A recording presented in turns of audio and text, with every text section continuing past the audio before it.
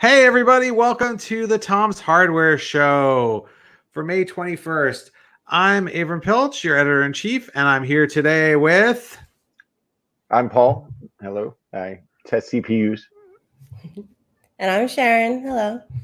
Hey, I'm here with Paul Alcorn and Sharon Harding, our senior editors, and we're going to talk about what the big stories are this week. And let's jump right into it because we had a major CPU release this week with the Core i9-10900K, which, Paul, you reviewed, the top-of-the-line Comet Lake S chip. So how is this Comet? Well, it kind of cratered in with some, with a lot of high heat and power consumption. But the chips are fast. Make no mistake about it, especially in gaming. It's single-threaded. They're about the fastest thing that we've ever seen on the desktop. And they're really powerful chips, but that creates a lot of problems with power consumption. They really consume a lot of power, and it causes the chip to overheat quite under some conditions. It really depends upon what you're doing. But even at stock settings, it's when you run the processor, I mean, it's going to run pretty hot. It's basically an overclocked processor right out of the box. Intel's struggling to keep up with AMD. So they added 2 more cores and pushed their chip as fast as they possibly can, regardless of the power consumption. So that's about where it's at. I can't hear you. How much can you overclock it? How fast can it get? Well, the thing is that's kind of the problem. So Intel has already overclocked it. I mean, you can slice it and dice it a lot of ways, but at the end of the day, that's what it is. It's pre-overclocked, so it can hit 5.3 gigahertz on 1 core is the maximum speed that it's set at out of the box. But you can't overclock that high. You can only hit about 5.1, maybe 5.2. With 5.2, you would have to have a really good chip. I haven't heard of anybody able to run 5.3 yet, not with conventional cooling, meaning an air cooler or a water cooler. You would need something like liquid nitrogen. So, because it's so hot, it sucks a lot of power. So if you want to show, I can show my screen real fast. Yes, let's do that. Okay. So here what we have, just an example of how much power this chip sucks, is we took it out of the box and we put it in the motherboard and we put on a 288 millimeter all-in-one cooler, Corsair H115i. Now I have about 4 of those because, we test chips a lot in mass at the same time. And these coolers can suck down just about anything. I mean, you can even cool Threadripper with these coolers with, minimal issues. They're pretty powerful. But here we are at a stock setting with no overclock. And what you're looking at is a system monitor. It says stability test, but I'm just using it to monitor a workload to see what the chip is doing. And what I'm doing is running a Prime 95 stress test. And here you can see these are your temperatures. And they shoot right up to 100 degrees Celsius. Well, it says 99, 99, 99, but it's at 100 degrees. That is the functional limit of the chip. At that point, the chip starts throttling and slowing itself down so it doesn't melt. Now, if you look down here, you can see that it says CPU throttling, and it says 35%. This red line shows essentially how much clock speed you're losing because it's kicking in self-protection mechanisms. So that's in stock settings. It's pretty shocking. I've never seen anything like it. And here you can see where this is the clock speed and this is the temperature during that test. And you can see it's slowing itself down, which is pretty surprising. So I have a question for Sharon. Do you think this would make good pancakes? Yeah, definitely. I mean, I don't think the middle is going to be a little on the liquidy side on this chip at all. You get all the heat you need, right? Correct. And one thing is this chip, even when it's really hot, a lot of times it will just continue. Most chips will shut themselves down or throttle aggressively. But when we were testing, as I recounted or showed in a chart a little bit further on, the cores will continue. If they're at 100C, they won't even slow down sometimes, which is surprising. It makes me wonder about chip longevity. The chip runs so hot and consumes so much power that I actually sent an email to Intel to verify that they're warrantying this for 3 years. Now, real fast, one caveat. I don't want to overplay it. Now, when you run a stress test, it will overrun pretty much any cooling you have on there, and maybe a 360 millimeter might be able to handle it. But when you run applications, they aren't as stressful as stress tests. That's why they're called stress tests. They're quite a bit different. So when you run normal applications, as we kind of flip through some of these, you can see that you're staying at about 85 degrees Celsius at a maximum. And this is about the most demanding test you could probably run on it, or not test, but more of an application. But with stress tests, it runs so high. So when gaming, do you have to worry about throttling during gaming, or? I really don't think that you would run into any problems with throttling during gaming, given that you have adequate case ventilation. A lot of the newer GPUs have axial fans, so they do dump quite a bit of heat into your case, which can complicate things when you have a processor kicking off that kind of heat. But provided that your GPU is, or that your case has adequate airflow, I don't think you'll have a problem, because really gaming doesn't really peg the cores. Gaming in a lot of respects is not really too demanding on a CPU, but of course the GPU is a different matter. So if somebody is interested in getting the best gaming performance, do they get any benefit from this? Yes, this is the best gaming processor ever made. There's no doubt about that. The numbers back it up. Intel claims that in its marketing, and they deliver. So if we look here real fast, we can just show you what that looks like. Hold on. So this is the gaming breakdown right here, and I see that I have actually highlighted an incorrect entry. Bad me. When you look here, this is the chip at stock settings, and this is 138 frames per second. If you compare that, that's basically an overclock 9900K. This is the average of our entire test suite. So just at stock settings, it's fast. If you look here, this is where AMD is at. They are down at the bottom, right here, here, here, and here. Now, depending upon what kind of gaming you're doing, you may not notice that much of a difference. And when you overclock the 10900K, contrary to my mismarked chart here, it is number one right here at the very top at 147. Now, that's a pretty big delta. That's a big jump. And if you look here, when you look at smoothness, 99th percentile, this is across the entire test pool. There it is again, marked incorrectly, yet way far ahead of everybody else. It is head and shoulders above any other chip. Finally, when you look at single-threaded performance, what I did is a geometric mean of the test results for single-threaded work. And of course, most games are single-threaded, the overwhelming majority. And when you see here it just absolutely dominates. This chart is marked, highlighted correctly. The red bars belong to the correct chips for once. And both at stock and at overclock, it beats everything. And considering the type of test what we're running here, this doesn't look like it beats it by much, but every point on this type of a chart really matters. That's a significant delta. So yes, if you want bleeding edge gaming performance and you're willing to cool it and pay for it, this is your chip for sure. Yes. So we're reminded. So I want to bring up some things from readers.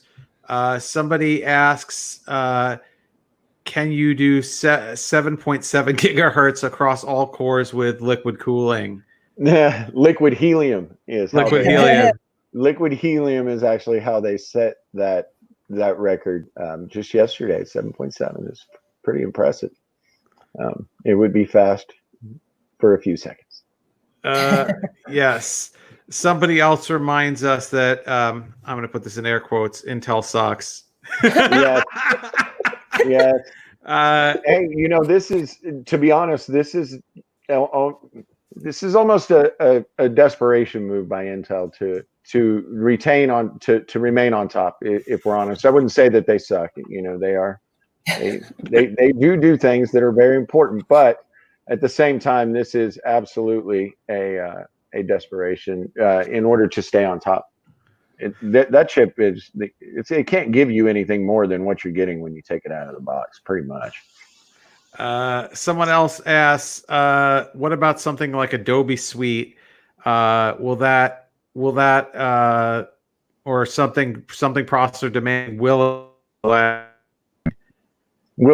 I'm sorry. will it reduce processor hanging? I would think compared to other things, probably yes. If you can share my screen real fast, I'll show you. We actually did some pretty extensive Adobe testing real fast, and we can show you exactly how it stacks up. These are Puget Systems benchmarks. I usually only run these on workstation processors, and we have Spec Workstation 3, which is for that class of the market. I ran it on these chips because you're really blurring the line between workstations and regular chips right now with how many cores they have. So I went ahead and ran them on here. When we look here, this is a 1090 XE, is a 4.8. This is a high-end desktop system, and this is a render node benchmark for Adobe. This one is going to win here because it has quad channel memory. It's on a high-end desktop. It's on X299. And then, but down here, when you look at the 10900K of the mainstream platform, it's the fastest by a fair margin. If it's overclocked, if it's at stock, nothing that's overclocked can touch it. When we come down here, this is Adobe Premiere Pro. It's in the middle of the pack. AMD wins there. And if you click through and you look, and then finally, just real quickly, this is an important thing to understand about Adobe. Most applications now are becoming GPU accelerated for workstation class types of things. Here you can see the 10900K does really, really well. And that's because a lot of the processing in this benchmark is actually handled by the GPU. Now, as you can see in the GPU score, the reason why a lot of people flock to the 9900K for these types of use cases is because high single-threaded performance is what pushes the GPU. The GPU will run faster in professional applications and workstation class applications if you have a high clock speed. And as you can see, it's hard to beat, if not impossible, the 10900K if you're talking single-threaded performance. So in turn, your GPU runs faster. Yep. So for Adobe, it'll do you pretty good. Yep. So obviously, Intel is unable to tell AMD to take a seat, but no, they can't. But Sharon has recently taken a seat in a very, very loud gaming chair. So I wanted to ask you about the caliber and the caliber that you're sitting in. Yeah, so this is actually the Caliber R2. It's the 2020 edition. They had, I believe, the R1 in 2019. It's a Cooler Master chair. And what's interesting to me is I'm working from home a lot now, and we talk a lot about, things you could buy or add to your setup that could instantly improve your experience when you're working at your computer. We talked about keyboards a couple of weeks ago. Obviously, buying a 10900K is going to do a lot to improve your experience. But something that I think is easy to overlook is your throne, your chair. So now that I've been working from home a lot, I had a typical office chair, which was stylish, of course, but it didn't provide that much neck or back support. And I actually started feeling some pain around here and even like down by my elbows. And so the gaming chair that I actually brought in, I felt relief of that pain maybe about after 2 weeks, and with some stretching and stuff too. So I'm going to try to show you this chair. Let's see if this goes smoothly. But let's see. So it's the Caliber R2, and it is purple AF. So a lot of gaming chairs have a lot of bright and colorful designs, but with this chair, I feel that it's going to kind of take over the room. Like whatever vibe you were going for before, be it battle station or like sleek and modern, like if you get this chair, no, your vibe is purple. That's the theme you're going for. So if you want to hear a little bit more, you might have noticed most gaming chairs come with some sort of neck pillow.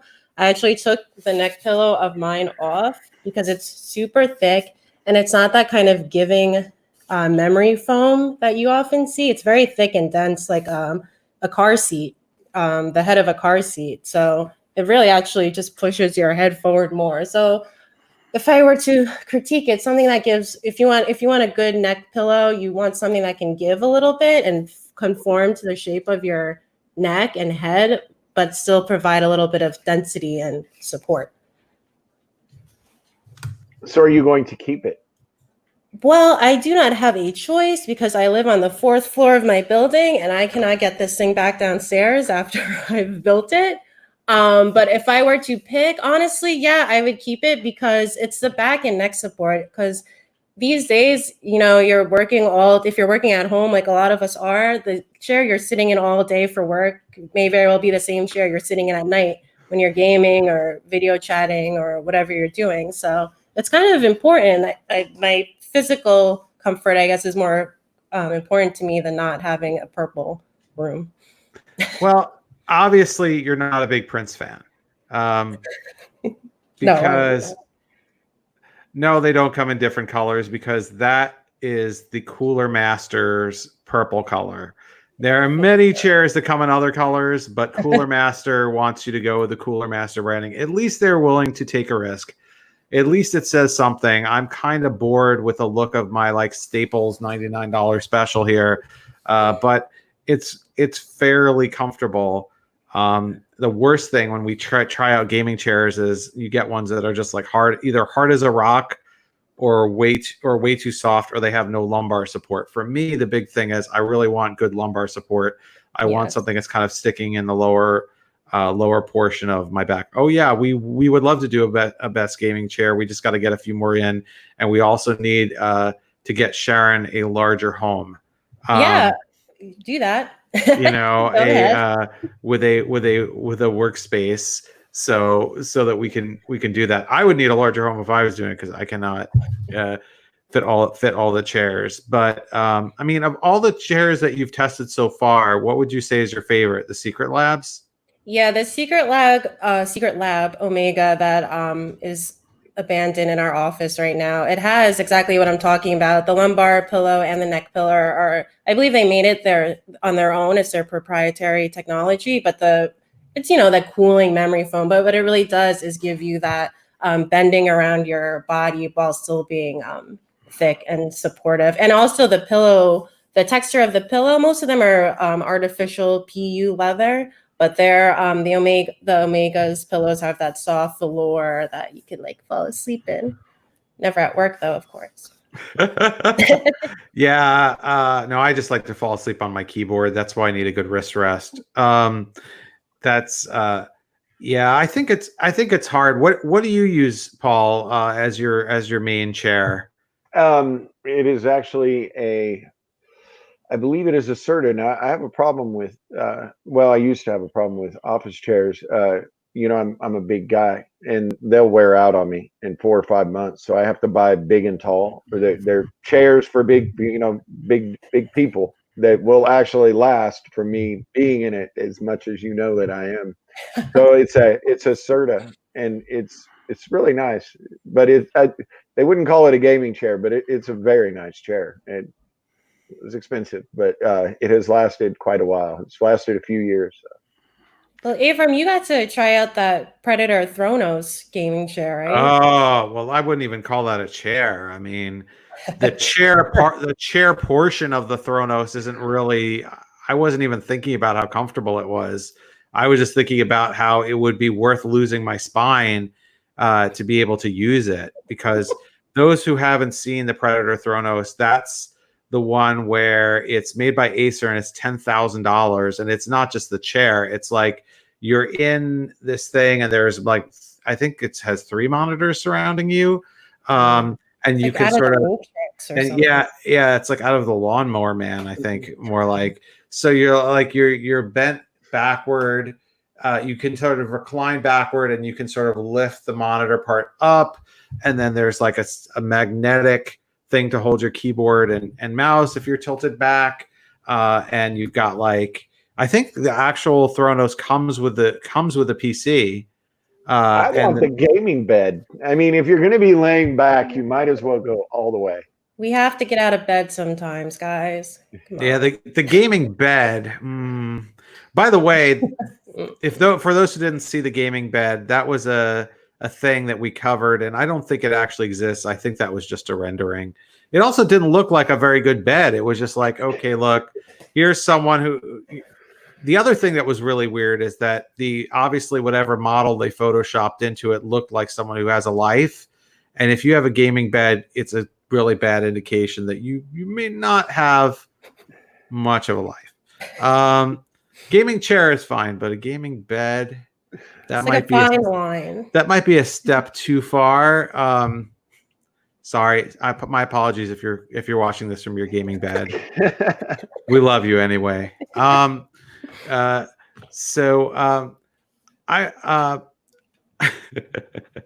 wanted to talk real quick about the latest cool thing that I learned how to do with my Raspberry Pi or one of my many Raspberry Pis, and also note that we've got a lot of coverage of things like this going up for those who want to learn more.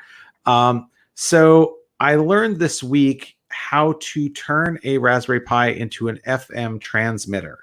So you could take a Raspberry Pi, this is a Raspberry Pi 3B Plus, but you could have this also works on a 4B, and attach a jumper cable, just a regular female to male wire, to the fourth GPIO pin here.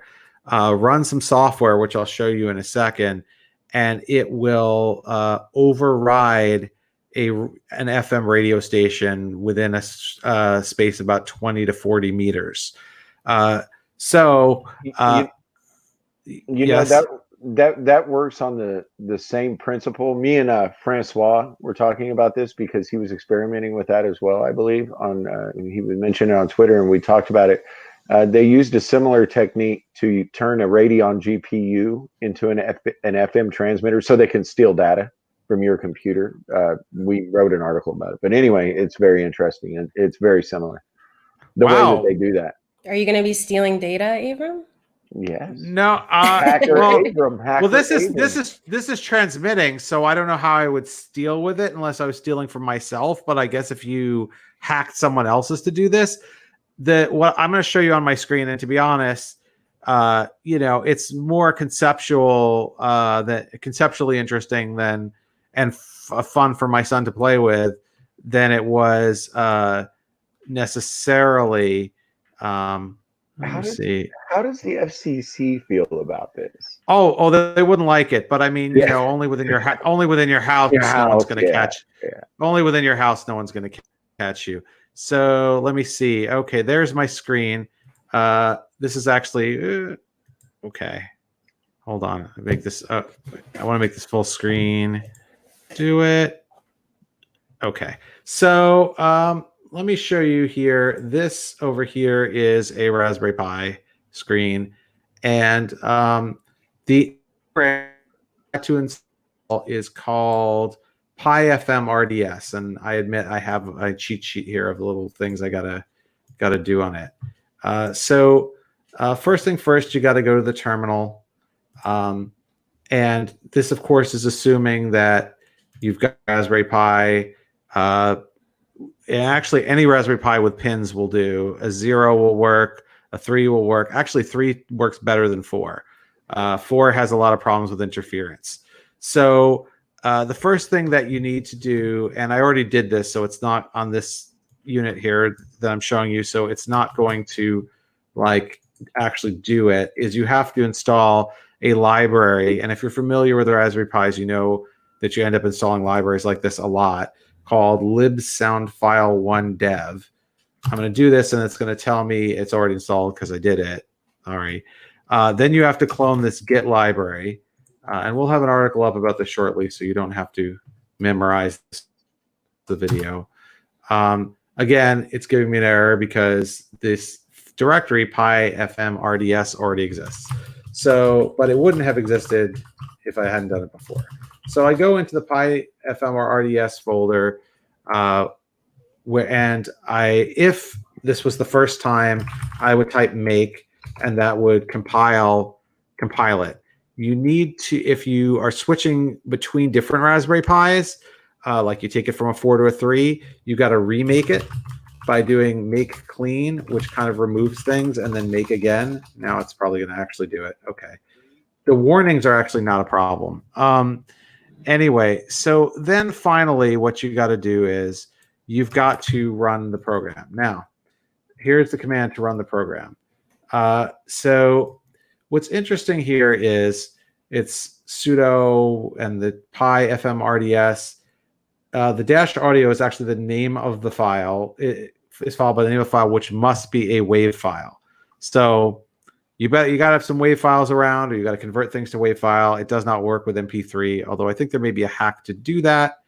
And then you can set the frequency. But the frequency defaults to 107.9, but I found that at least with the Pi 4 and in my house, didn't work very well. So I'm going to do this. I'm going to launch this, and because I'm on the air, it probably won't work. But I have an FM radio here set to 89.2. The sound file here is my 8-year-old son decided that he wanted to record something about himself talking about, I don't know, his game that he was playing. So watch as I switch back to me and try this. Okay. Okay. So gonna try it. Gonna turn this on. Did it start yet? No, I didn't click on the right window. Hold on. Okay. Now start it. Yes, that's him talking, and it's a little staticky, but it overrode the radio signal. If this was off, you would actually hear a real radio station trying to break through.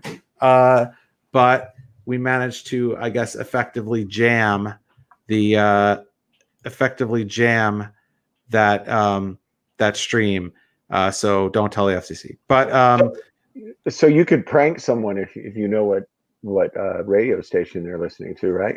I mean, yes. Can you dial it to any station essentially? Yes, any it doesn't do AM, but it does any FM. So yes, but you know, I found that it's really hard to override a real station. Like you're better to try to find a frequency that's between active stations, because it doesn't really seem to work very well. But if you could figure out what the noisy car, someone says it would be great for silencing a noisy car at a traffic light. If you could figure out, if you had a Raspberry Pi in your car, and you could figure out what station, and you could figure out what station.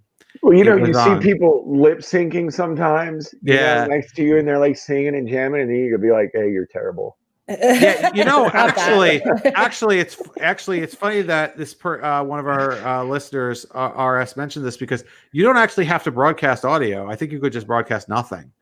Like if you don't specify. Sorry, do you know why it works over why doesn't it work over AM and only FM? I don't know. I guess it's the frequency that it's doing. I mean, the Pi wasn't built to do this. It's using the frequency of the electronics in the 4th GPIO pin. Do you have any understanding of why that would happen, Paul? Yes. So with the Radeon GPUs, what the hackers were, and they can do it with anything that runs a clock signal. Basically, they were using frequency transitions of the GPU itself. So if they switched between running the GPU, let's say at 800 megahertz, and then they switched it real quickly through software on the computer, like a virus, and if they switched it to 850 and then back real fast, you can pick that up with it actually transmits a radio signal when you do that. If you do it fast enough, you just encode data, and it's ones and zeros, right? And then, it gets a little bit more complicated. You can use some different encoding techniques to where instead of sending 1 bit per frequency transition, you can send 2 or 4 or 6 or 8. But I mean, they can send data really fast. They were There's an article on Tom's about it. They were stealing data through a wall 50 feet away or 50 meters away. So dun, dun, dun. it's just about modulating frequencies, clock frequencies that can be picked up. Yes, and it transmits. Now, what if you're trying to do that with an AMD CPU that can't hit its boost clocks? That's a good question. I'm not sure if how feasible it is with the CPU, because usually they have big heat sinks on it. But if you think about it, GPU is pretty much the same way, and it's a radio wave, so it should go right through the material. That's an interesting question. I would like to see if it can be done with the CPU. I mean, we tested which CPU cooks pancakes better. We could test which CPU makes a better radio station. Yes. Test anything with the CPU. Yeah. Seriously, I if we could figure out a way to do it, it would be awesome. I can guarantee you this. Unfortunately, the Raspberry Pi does not get hot enough, or maybe fortunately, does not get hot enough to cook pancakes.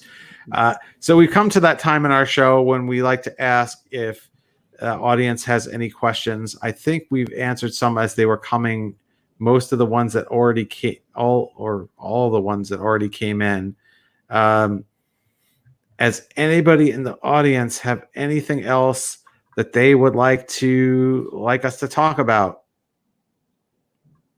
Dun dun dun. I could talk about sitting more if you'd like. Talk about sitting. Isn't sitting the new smoking? Isn't that what they said? Sitting is the new smoking. Holy cow! Because I'm like, because it's bad for you. Yeah, because so by that I'm by that token I'm smoking 2 butts a day or whatever. Smoking all day, every day. You are definitely not a smoker. Yeah, but yes, someone says BPU. So as for the CPU, it's one of the reasons we like doing this live is people actually tune in, so we can see if people are actually listening to us, which is cool.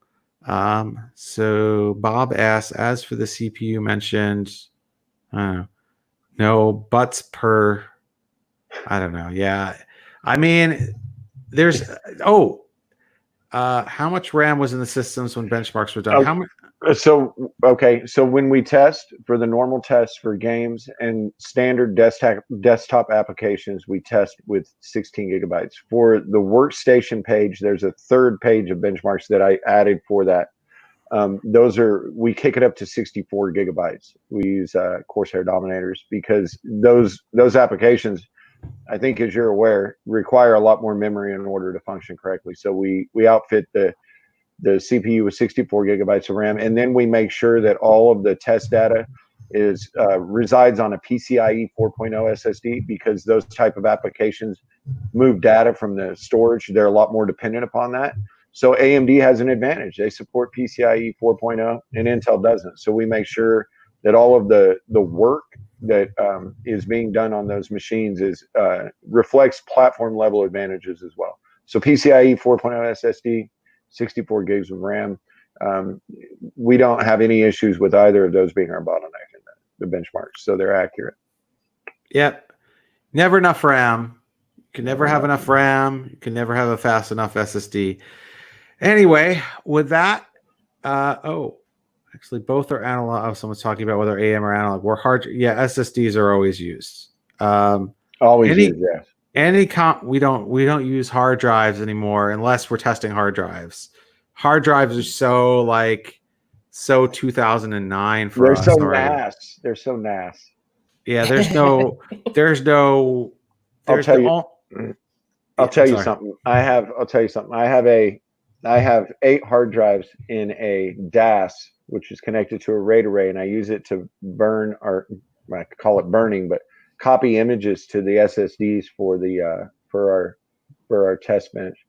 And if you get 8 hard drives in a RAID-O, they're super duper fast, right? I can push data. I think it's 1.5 terabytes a second across. I think the only thing that's I'm sorry.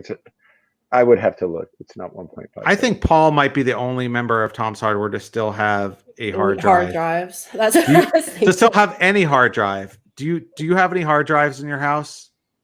Me? Yeah, Sharon. No, do you I have any don't hard know, drives? a million. Let me think. Technically, no. I had an old laptop under my bed that had a hard drive in it that I got rid of maybe about like 2 months ago. So we are hard drive free here.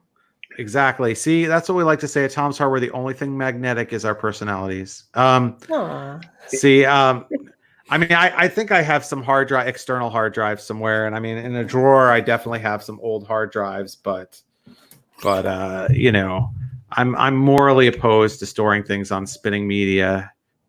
Oh, I have a this point. ton of them. I have well, you know, I used to test storage and a lot of enterprise storage. I probably have well over a petabyte of storage because they used to just send me tons of drives. But I still, you know, hard drives are slow, yes, but they're good for storing bulk data, and they're probably the most sophisticated little device ever made.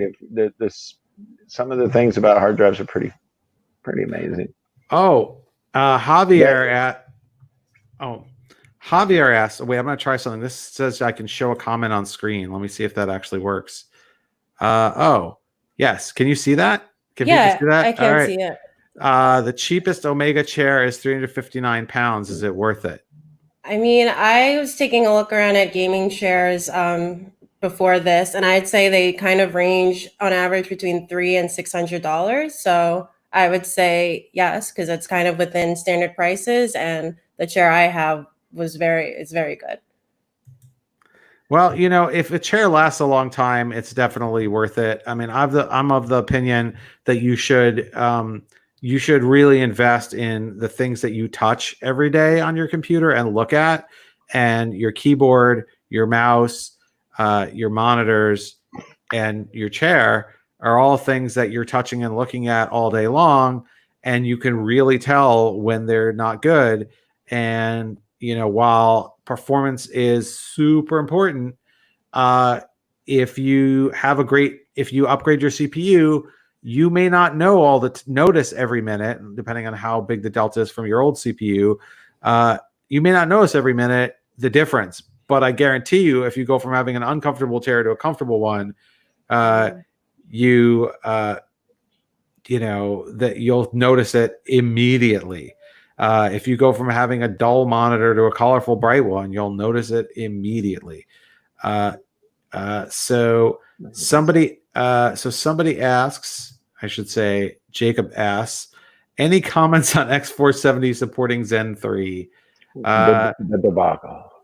Which yes. Let's just remind folks what that is or was. Yes, AMD wasn't allowing forward compatibility with the upcoming Zen 3 processors on X470 motherboards. So it's a complex thing. A lot of people claim that, you know, AMD was pulling an Intel and forcing people to upgrade to newer motherboards and newer platforms for financial reasons, you know, and probably to keep motherboard vendors happy and stuff like that. But, you know, we could theorize about what it is. I think a big part of it is the support that's involved in providing the backwards compatibility and forward compatibility. They've already had a lot of problems with this. We started reporting about this at Computex a year or maybe even 2 years ago. It was the first time I wrote about some of the problems they were having, because there just simply isn't enough room on the BIOS chip to support every single AMD CPU. This is a long-standing problem. Everybody knows about it. So AMD chose to make a hard cut at this generation. The problem, a lot of this for AMD, I did speak with them directly about this. They briefed us around the time of the announcement, I should say. They you know, there's a lot of engineering resources and a lot of time expended to do that. We do have to remember that AMD in this market, Intel is the 800-pound gorilla. Intel in 1 quarter from one division of their company makes more money than AMD does in the entire year. And that's one division out of 6. So they don't have as much resources to do these kinds of things. So I believe that is really the reason why the decision was made. Was it is intensive, and they would have to keep doing it on an ongoing basis. And I think that's why the decision was made. I think the most important thing, the most important takeaway from the whole X470 debacle is that everybody was angry, and AMD listened, and they did something about it. Lisa Su was responding to people sending her emails, and people over in the RAMD subreddit were posting their letters from Lisa Su because they're like, holy cow, she responded. And that was before the issue was corrected and they decided to change course. But I mean, when the CEO of a multi-billion-dollar multinational company responds to a customer, some guy out there with an X470 board, he wants to drop the next Ryzen in his board, right? I mean, I'm impressed, right? And AMD listened. I mean, they decided that it was the right thing to do to keep everybody happy, and they did. I'm happy to hear they did it. Great. Well, I hope folks were happy with the show this time. This is the first time that we've broadcast also on Facebook, and so we've gotten some more viewers, which is fantastic. We certainly would appreciate it. For those of you who are on YouTube, if you like or subscribe, and of course share this with others. You will catch us here every Thursday at 3 p.m. Eastern time. For Tom's Hardware, I'm Avram. Paul. I'm Sharon. And I'm Paul. See you next time.